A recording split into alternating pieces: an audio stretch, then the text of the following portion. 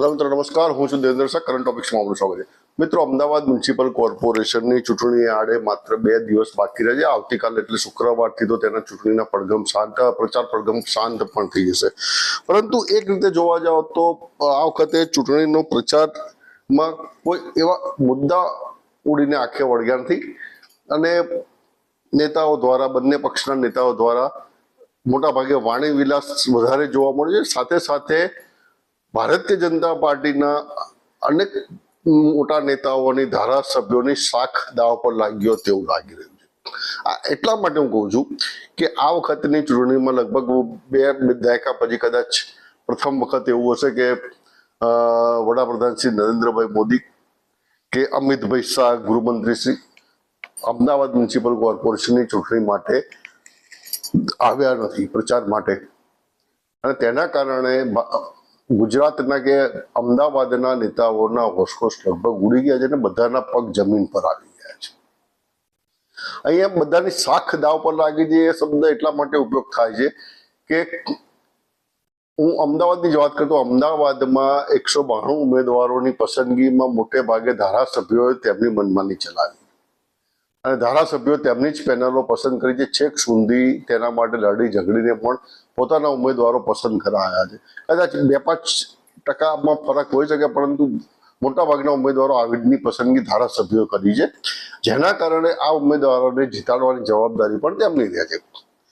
હવે પશ્ચિમના વિસ્તારમાં તો એટલો બધો ખાસ બહુ વાંધો નથી કે વિરોધ પ્રચંડ નથી, કારણ કે નથી, પરંતુ પૂર્વ અમદાવાદમાં જુઓ તો અત્યારે ઠેર ઠેર બળવાની સ્થિતિ જેવું થઈ ગયું તેવું લાગે છે। જ્યાં જ્યાં ભારતીય જનતા પાર્ટીના ઉમેદવારો પ્રચારમાં જાય છે ત્યાં તેમનો વિરોધ થઈ રહ્યો છે, તેમના ધારાસભ્યોનો પણ વિરોધ થઈ રહ્યો છે। એટલે સુધી કે ગઈકાલે તો પૂર્વ કેન્દ્રીય મંત્રી અને શ્રી કિરીટભાઈ સોલંકીની સભામાં પણ દેખાવો થયા હતા અને વિરોધ થયો હતો। ધારાસભ્યો એ જીતે કરતા, સારા કરતા મારાની ગણતરી જે કરી હોય તેવી ચર્ચા ચાલી રહી છે ને એના કારણે આ થોડોક વિરોધ ભારતીય જનતા પાર્ટીના કાર્યકરોમાં જ થઈ શરૂઆતથી જ જોવા મળે તો, અને પ્રજામાં પણ વધારે થઈ રહ્યો છે, કારણ કે કામો થયા નથી।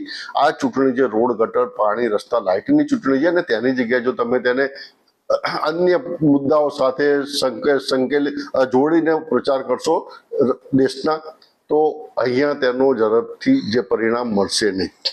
ભારતીય જનતા પાર્ટીના નેતાઓને એવી આશા હતી કે અહીંયા એક યુસીસીનો મુદ્દો કદાચ ક્લિક કરી જશે, પરંતુ તે પણ મુદ્દો પણ ક્લિક થયો નથી। યુસીસીનો પણ, મહિલા બિલના મુદ્દામાં પણ એટલું કોઈએ ધ્યાન આપ્યું નથી, અને જેના કારણે નેતાઓ અટવાઈ ગયા છે। રોડ, રસ્તા, ગટર, પાણીની વાતો સાઈડમાં રહી ગઈ છે, અને પછી શરૂઆતથી જ પાકિસ્તાન આવી ગયું હતું, ચંડોળા તળાવ આવી ગયું હતું, વગેરે બાબતો આવી ગઈ હતી। અને અહીં આ પ્રકારનો વાણી વિલાસ કોઈ એક પક્ષના નેતાઓએ નથી કરી, બધાએ કરી છે। ભારત પાકિસ્તાનથી જે શરૂઆત થઈ હતી જે પ્રચારની, તે વાયા લવ જેહાદ, ચંડોળા તળાવ, પછી કતલખાના, આ બધો ફરતો પાછો ધાર્મિક મુદ્દા પર આવીને અટકી ગયો છે। કોઈ પાર્ટીએ દાવા સાથે એમ નથી કહ્યું કે અમે નાગરિકોને ફરીથી ખાડા નહીં પડે તેવા રોડ આપીશું। કોઈ એવી ગેરંટી નથી આપી કે અમે વરસાદી પાણી નહીં ભરાય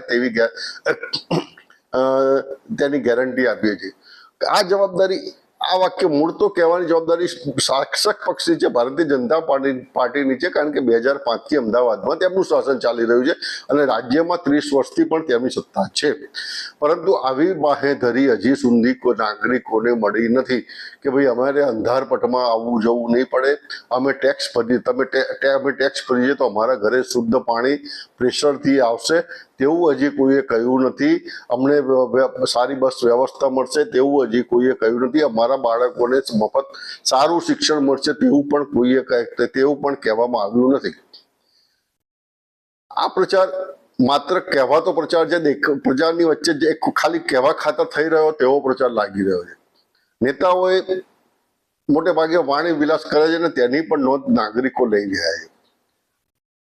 આ વાણી વિલાસ કરવાના બદલે જો પ્રજાની વચ્ચે રહીને પ્રજાને સાથ આપ્યો, પ્રજાનું સાંભળ્યું હોત તો કંઈક અલગ વાત હતી, તેમની સાથે સંવાદ કર્યો હતો તો કંઈક અલગ બાબત હતી, પણ અહીંયા પ્રજા સાથે સંવાદ કરવાની પણ કોઈએ તસ્દી લીધી નથી. ડોર ટુ ડોર ખાલી પત્રિકાઓ વહેંચે છે, રોજ 500 ઘરમાંથી 5 જણ સાથે ઉભા રહીને ફોટા પડાવીને પ્રચાર પૂર્ણ કર્યાની સંતોષ લેવામાં આવ્યો હતો, પરંતુ નાગરિકો સાથે સંવાદ પણ કોઈએ કર્યો નથી. નાગરિકો કેમ વિરોધ કરી રહ્યા છે તે જાણવાની તસ્દી પણ કોઈએ લીધી નથી. એક વોર્ડમાં ભારતીય જનતા પાર્ટીની ધારો કે એક વોર્ડમાં ભારતીય જનતા પાર્ટીના ઉમેદવારોનો બહિષ્કાર થઈ રહ્યો છે, તો તે શા માટે થઈ રહ્યો છે તે જાણવાની તસ્દી પણ મોવડી મંડળ કે અન્ય કોઈ નેતાઓએ લીધી નથી. તેમના ધારાસભ્યો કે ધારાસભ્યો તો આગળ ગયા જ નથી.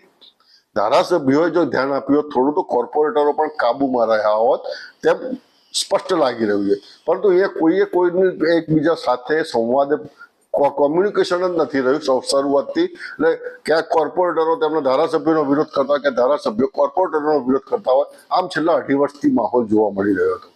અને તેના માઠા પરિણામ અત્યારે ચૂંટણીમાં વખતે જોવા મળી રહ્યા છે, અને ચૂંટણી પછી પણ આ જ પરિણામ જોવા મળશે. કારણ કે જ્યારે દિલ્હીમાં નરેન્દ્રભાઈ અને અમિતભાઈ જ્યારે પણ સમય મળશે ત્યારે આ દરેકને દિલ્હી બોલાવશે અથવા તો રૂબરૂ આવીને દરેકના ક્લાસ લેશે, તે બાબત પણ નિશ્ચિત છે.